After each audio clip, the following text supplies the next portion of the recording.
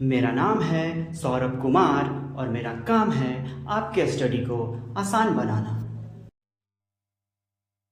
तो आज शुरू करने जा रहे हैं प्रॉपर्टीज ऑफ एसिड। देखिए, आखिर एसिड में कुछ प्रॉपर्टीज पाए जाते हैं, कुछ गुण पाए जाते हैं। क्या है वो गुण? सबसे पहला जो प्रॉपर्टी है वो है कि कोई भी अगर एसिड है ना, उसका टेस्ट होगा सावर, खट्टा टेस्ट होगा। क्लियर है बात? एसिड का टेस्ट खट्टा सावर। दूसरा है कि एसिड जो है हमेशा ब्लू लिटमस को रेड कर देता है। एसिड जो है ब्लू लिटमस को कैसा कर देता है जी? रेड कर देता है। ठीक है, अच्छा। और तीसरा प्रॉपर्टी है जो कह रहा है कि अगर एसिड सॉल्यूशन है तो वो इलेक्ट्रिसिटी कंडक्ट करेगा। पिछले क्लास में हम आपको बता चुके थे कि किसी भी एसिड का अगर आप सॉल्यूशन बनाते हैं तो जो H+ आयन होते हैं वो फ्री हो जाते हैं और H+ आयन के चलते ही एसिड सॉल्यूशन इलेक्ट्रिसिटी को कंडक्ट कर सकता है। ठीक है, तीन समझ गए। अब चौथा ये कह रहा है, ये इंपॉर्टेंट है, ध्यान से समझिएगा। Acid react with metals to form hydrogen gas. मतलब देखिए, ज्यादातर एसिड जो है ना मेटल के साथ रिएक्ट कर जाते हैं। ठीक है, और रिएक्ट करने के बाद सॉल्ट और हाइड्रोजन गैस बनाते हैं।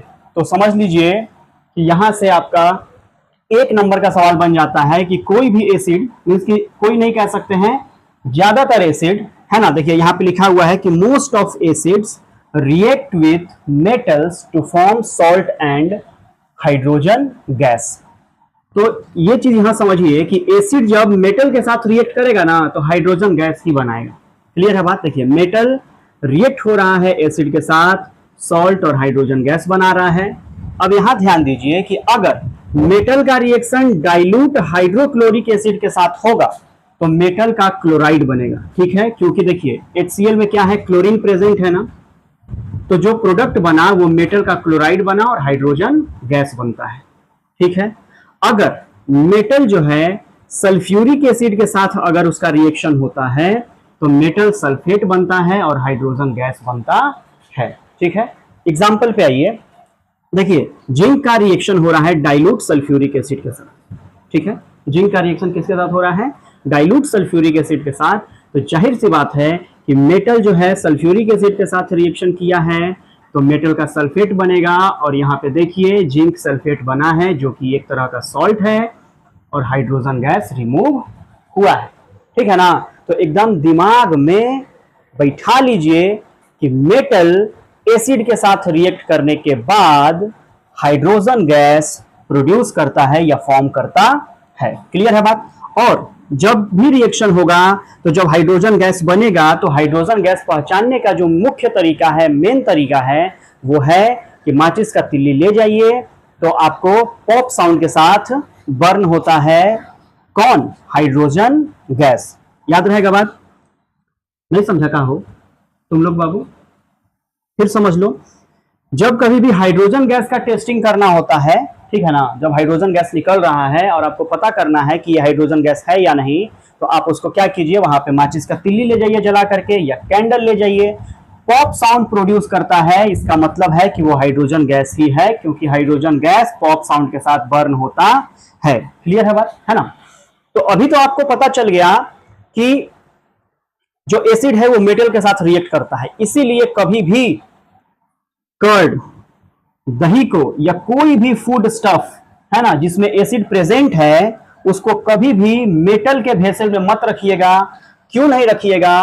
क्योंकि एसिड जो है मेटल के साथ रिएक्ट करके और पॉइजनस मेटल कंपाउंड्स का फॉर्मेशन करते हैं, जिसके चलते अगर वो खाना अगर आप खाइएगा तो आपको हो जाएगा फूड पॉइजनिंग, पेट दर्द करने लगेगा, तबीयत खराब हो जाएगा। तो इसीलिए कभी भी एसिड प्रेजेंट वाले फूड में, है ना जी, जो भी फूड जिसमें एसिड प्रेजेंट है उसको कभी भी मेटल के वेसल में नहीं रखिएगा, क्योंकि मेटल के साथ रिएक्ट करता है एसिड और रिएक्ट करने के बाद बनाएगा जहरीला मेटल का कंपाउंड और फिर खाइएगा तो पता ही है ना? ना ना, मतलब मर नहीं जाएगा यार, गजब बात कर रहा है, ऐसा मत सोचो। मतलब कि फूड पॉइजनिंग हो जाएगा, तबीयत खराब हो जाएगा, आपका हेल्थ थोड़ा बिगड़ सकता है। समझा? समझ गए यहां तक मेरी बात? है ना? अब चलते हैं नेक्स्ट प्रॉपर्टी पे। अब हम पांचवें प्रॉपर्टी पे आते हैं। पांचवा प्रॉपर्टी कहता है कि acid react with metal carbonate और metal hydrogen carbonate to form carbon dioxide gas, है ना। पिछले केस में क्या देखा आपने कि मेटल जो है एसिड के साथ जब रिएक्ट कर रहा था, मेटल, ओनली मेटल, तब हाइड्रोजन गैस बना रहा था। लेकिन यहाँ पे आप देखिए कि एसिड जो है रिएक्ट कर रहा है मेटल कार्बोनेट के साथ और मेटल हाइड्रोजन कार्बोनेट के साथ। हाइड्रोजन कार्बोनेट को हम बाइकार्बोनेट भी बोलते हैं। तो जब इनके साथ रिएक्शन कर रहा है ना तो कार्बन डाइऑक्साइड गैस बनाता है, एकदम याद रखिएगा। देखिए मेटल कार्बोनेट का रिएक्शन एसिड के साथ हो रहा है तो कोई ना कोई सॉल्ट बनेगा, कार्बन डाइऑक्साइड गैस बनेगा और वाटर बनेगा, ठीक है। उसी तरीके से मेटल का बाइकार्बोनेट रहेगा, है ना, या हाइड्रोजन कार्बोनेट रहेगा तो सॉल्ट ही बनेगा, कार्बन डाइऑक्साइड बनेगा और वाटर बनेगा। समझ गए, याद है ना, याद हुआ तुम लोग को कि मेटल का कार्बोनेट या बाइकार्बोनेट के साथ एसिड का रिएक्शन होगा, कार्बन डाइऑक्साइड बनेगा। एकदम कहाँ रख लेना याद करके हो, दिमाग में, समझ गए, ठीक है। वैसे भी तुम लोग का दिमाग खाली है, उसमें भर जाएगा जल्दी, याद करिए बढ़िया से। देखिए यहां से, तो यहां पे है सोडियम कार्बोनेट और इसका रिएक्शन हो रहा है HCl के साथ, तो क्या बन रहा है NaCl, और NaCl तो पता है एक सॉल्ट है, कार्बन डाइऑक्साइड गैस बन रहा है और वाटर बन रहा है, ठीक। यहां पे है सोडियम बाइकार्बोनेट, है ना। इस सोडियम बाइकार्बोनेट का एक और नाम है, पता है क्या, बेकिंग सोडा। तो इस सोडियम बाइकार्बोनेट का रिएक्शन फिर से HCl के साथ हो रहा है तो NaCl बन रहा है, कार्बन डाइऑक्साइड बनता है और वाटर बनता है, ठीक है। क्लियर है बात?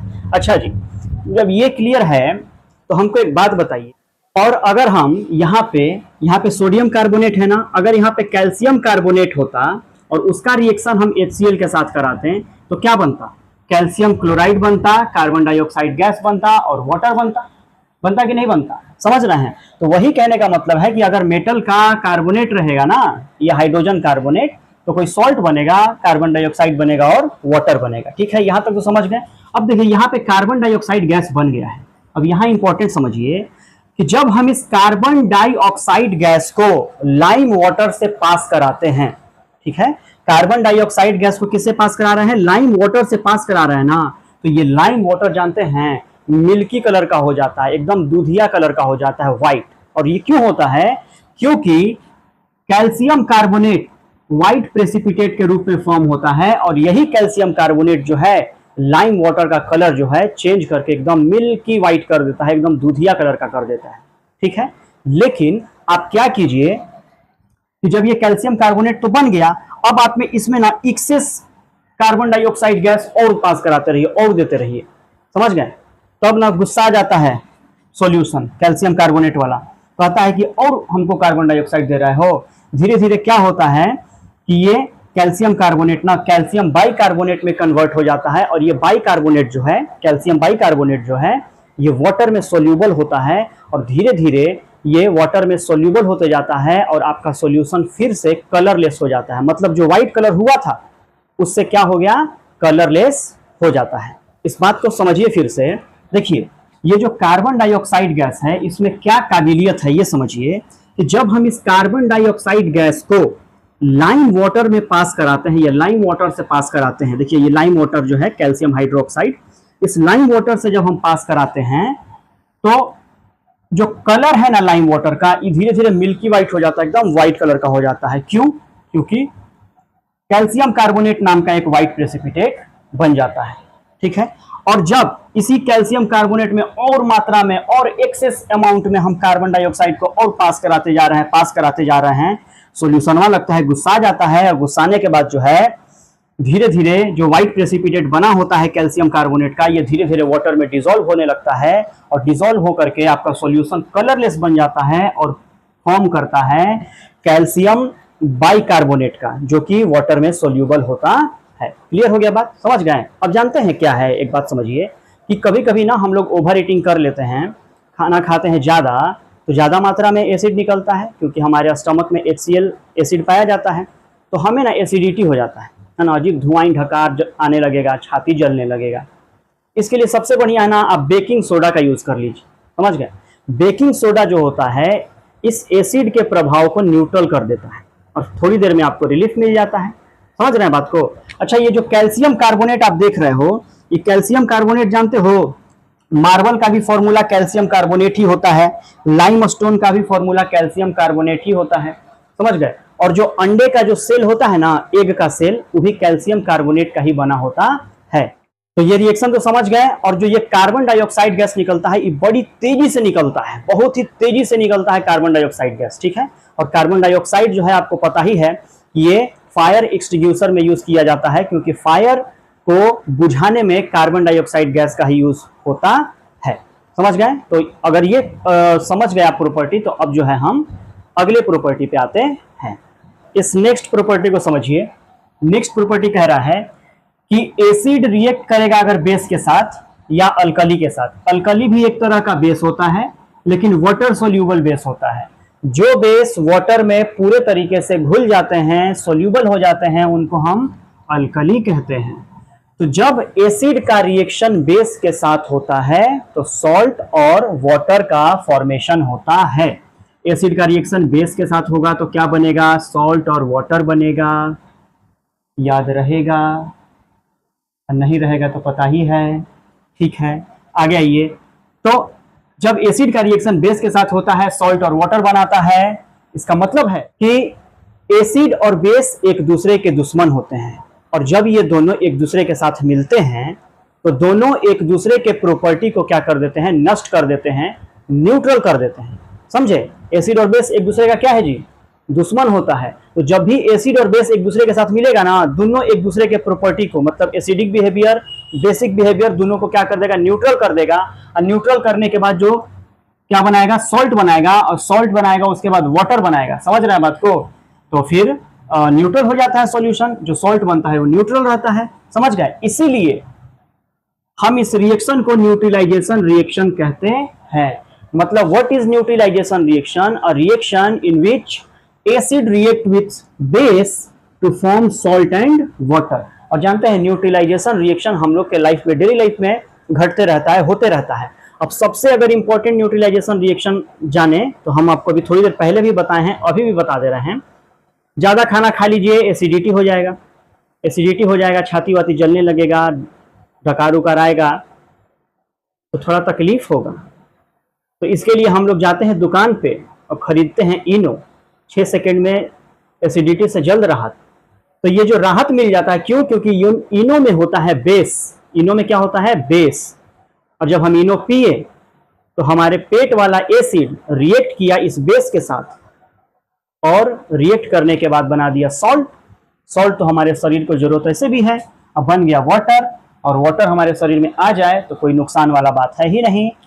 तो सबसे बढ़िया अगर एग्जांपल हम आपको दिए हैं, तो न्यूट्रलाइजेशन रिएक्शन का जो अभी हम बताएं, तो एसिड और बेस का रिएक्शन को ही हम न्यूट्रलाइजेशन रिएक्शन कहते हैं। आप यहाँ पे देख लीजिए, NaOH सोडियम हाइड्रोक्साइड एक बेस है, हाइड्रोक्लोरिक एसिड एक एसिड है। इन दोनों का रिएक्शन हुआ तो बना NaCl, that is salt and water.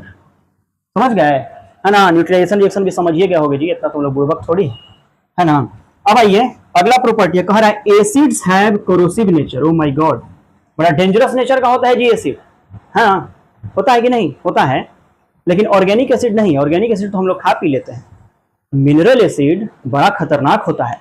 कहता है कि जब स्किन पे गिर जाएगा, कपड़ा पे गिर जाएगा, लकड़ी पे गिर जाएगा, सबको जला के बर्बाद कर देगा। समझ गया ना बात? अभी तो आप लोग को पता है। और बताएं आपको हम कि कभी भी एसिड को मेटल के कंटेनर में मत रखिएगा। काहे? तो मेटल के साथ रिएक्शन करता है, धीरे धीरे उस मेटल कंटेनर को क्या कर देगा? गला देगा एसिड। और गला देगा तो बड़ा नुकसान हो जाएगा, है ना। तो इसीलिए कभी भी अगर एसिड को आपको रखना है, तो या तो ग्लास के कंटेनर में रखिए या सिरेमिक के कंटेनर में रखिए। ग्लास माने शीशा, सिरेमिक मतलब चीनी मिट्टी। एसिड का प्रभाव ग्लास के कंटेनर और सिरेमिक के कंटेनर पे नहीं होता है, ठीक है ना। इसीलिए आपका एसिड इन बोतलों में, इन कंटेनर में आसानी से रह पाता है, और हम लोग भी इससे सुरक्षित रहते हैं। तो ये दोनों प्रॉपर्टी भी आपको समझ में आ गया होगा।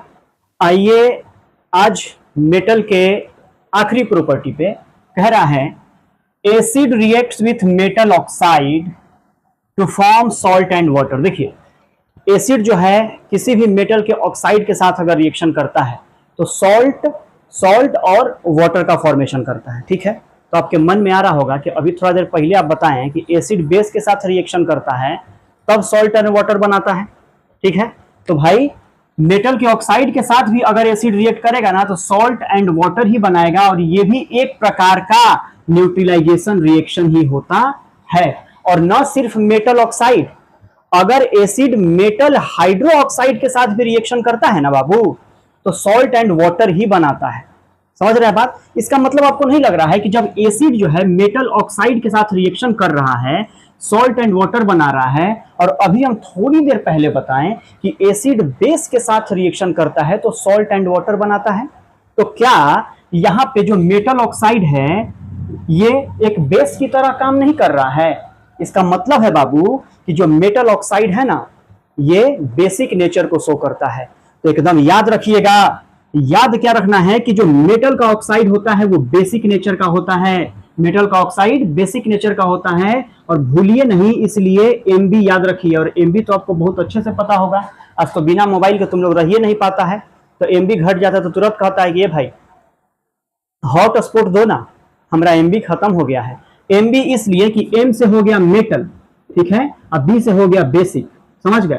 मतलब मेटल का जो ऑक्साइड होता है वो बेसिक नेचर का होता है। ठीक, उसी प्रकार से जो मेटल के हाइड्रो ऑक्साइड्स होते हैं जैसे NaOH हो गया, MgOH2 हो गया, ये सब मेटल के हाइड्रो ऑक्साइड्स हैं और ये भी बेसिक नेचर के ही होते हैं।